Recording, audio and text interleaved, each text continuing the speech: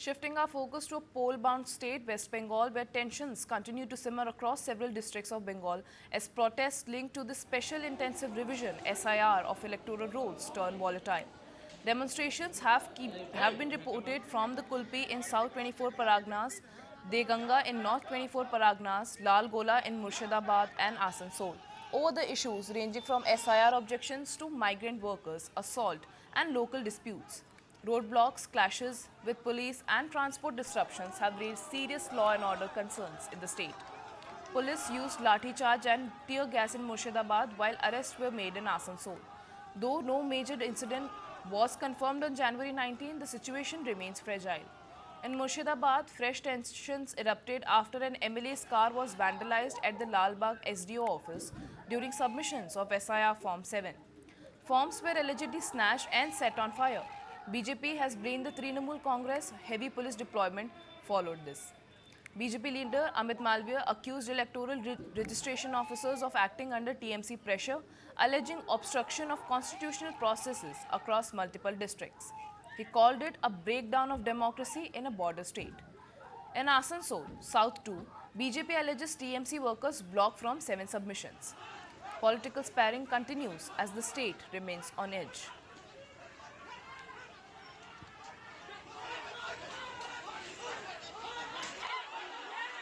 या देखिए फॉर्म 7 लेके बीजेपी का ये घिनौना खेल बंद होनी चाहिए और इलेक्शन कमीशन का साथ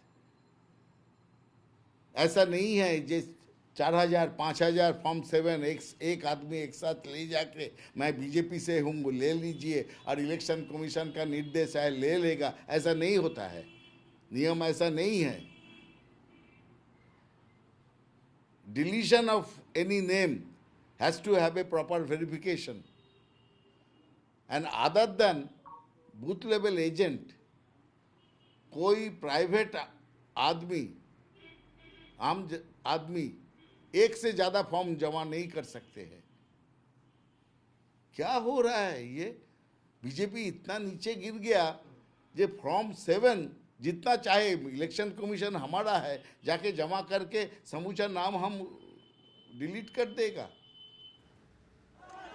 In another major development, the Supreme Court yesterday began hearing petitions on the SIR issue.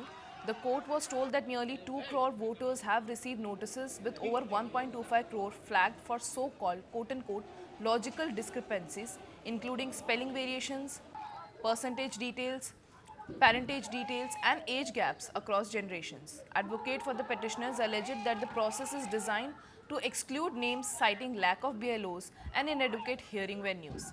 Senior advocate for the EC pointed to cases with a 15-year age gap, while the court questioned how such gaps can be termed discrepancies in Indian realities.